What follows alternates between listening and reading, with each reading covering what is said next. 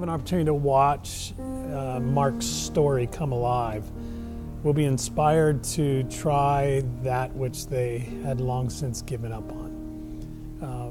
We go through life, and sometimes life is great. Sometimes life seems to be mean to us. And Mark's a good example of someone who just didn't give up. And I guess my hope would be people would see it and say, what is it about my life that I gave up on that I really want to achieve?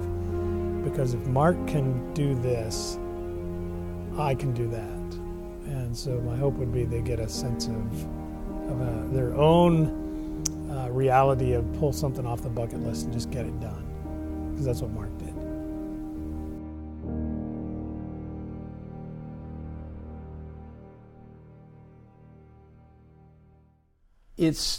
I remember headed for Bible class. We had a 12:40 class, actually 1 o'clock. We didn't have the offsets. And I had gone into class and was sitting in class when one of the girls came in crying her eyes out and told all of us in that room that President Kennedy had been shot. And that was Greek weekend for us. So between Old Main and Thompson was completely filled with fraternities and sororities for Greek weekend, with booths everywhere. And when I went in, it was just amazing. When I came out, everything was gone. Totally 100% gone. You would have never known anybody had been there when I went in. Russell Hall had a TV in the downstairs, which it was on 24/7 through the whole thing, and the room was pretty much constantly filled.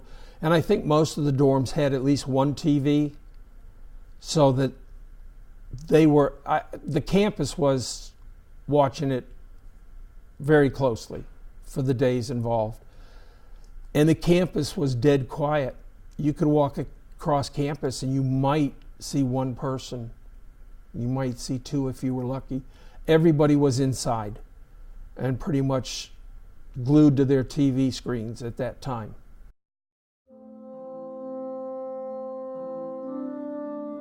I left in June of '66. I got burnt out. And I'll very easily tell you that. I told my parents, I told Dean Ireland at the time when we had the meeting, that I was burnt. I could have gone my senior year, but I would have been treading water. My mind was no longer in it. I was doing too many things away from the classroom that interfered. So I felt it was time to leave on my own. And at that time, I chose to go in the Marine Corps, which wasn't the best time to go, but I went. I spent 2 years doing electronics for jet aircraft and then ended up in Vietnam. I chose to go in the Marine Corps, not thinking, I guess most people would say, but I knew if I went in the Army, it was 2 years and I could guarantee where I was going fairly quick.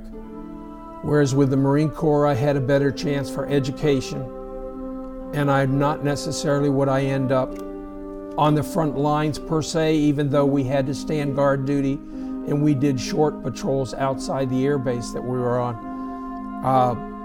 We still had our problems as far as the VC attacking the base, mortar attacks, and so forth on the perimeters.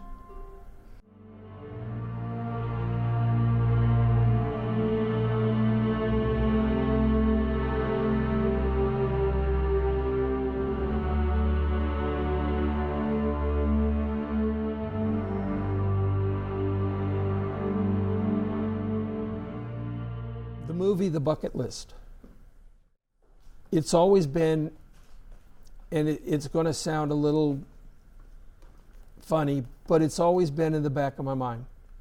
So I had brought it up to both my brothers quite a few years ago, and both were totally and said, if you want to do it, do it. Sadly, my oldest brother passed away in May, but my second brother been on the phone every other week, texts right and left, constantly pushing, constantly positive. First ones to say that they'll be here in May for graduation.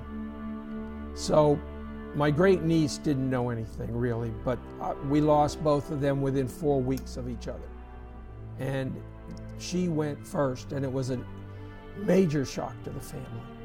And then when my brother went roughly 4 weeks later, it totally devastated the family.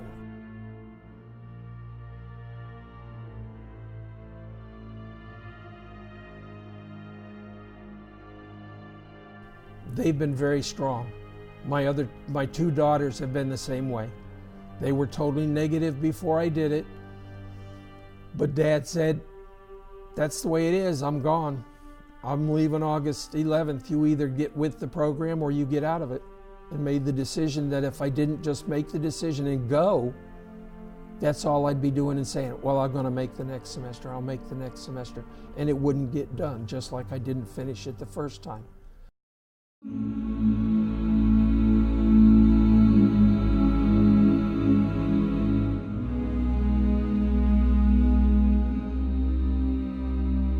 It's taken a lot of, I guess you'd say, guts to walk away from home, because I have a home down there. I have, a lot of friends down there.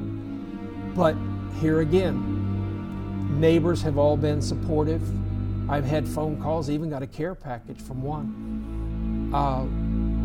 In the long run, they've all been positive. But yes, it's taken a lot to pick up and walk away for 5 months. But at this point in time, I'm 1 day away.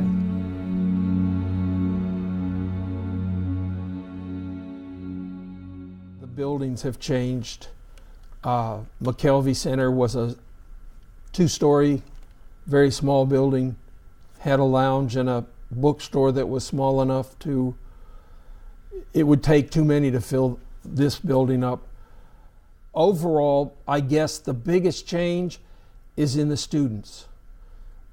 Classes are different, because back then we had classes Monday through Friday and Tuesday through Saturday. The class structure now makes a lot more sense. We went from the 1st of September to into June, had 2 full semesters. The first semester did not end until January. So that's one major change that I saw and I had to adapt to. Students, this is probably the biggest change. Back then it was dresses, nice pants, nice shirt. Blue jeans were not worn for classes, shorts were not worn for classes. All the things that they do now were not done back then. And you could wear blue jeans if you were out, wandering campus, or if you went to the library or you went to the tub for a while. But all your major functions, you had to wear a dress or you had to wear pants and a nice shirt.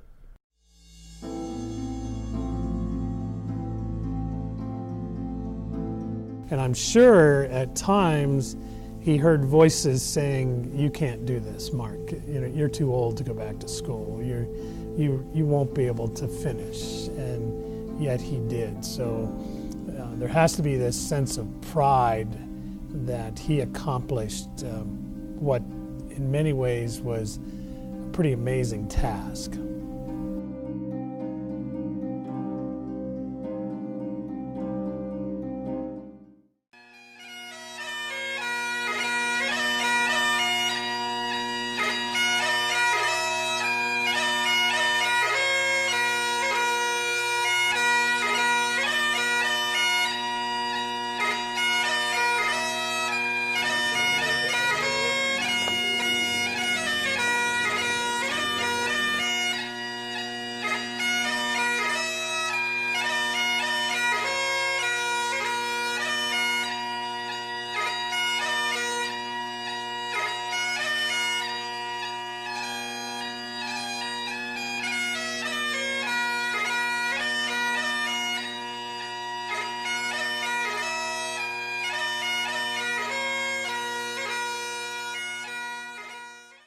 Good afternoon, everyone, on this glorious and memorable day.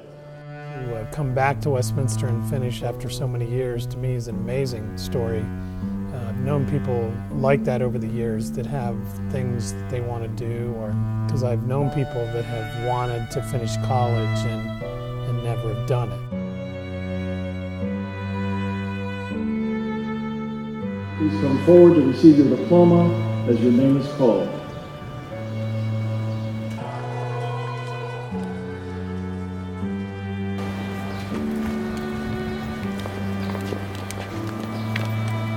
Mark McCusick Fowler.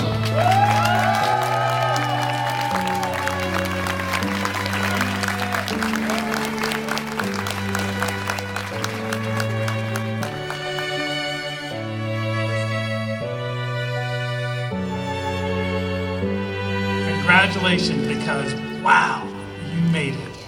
Congratulations.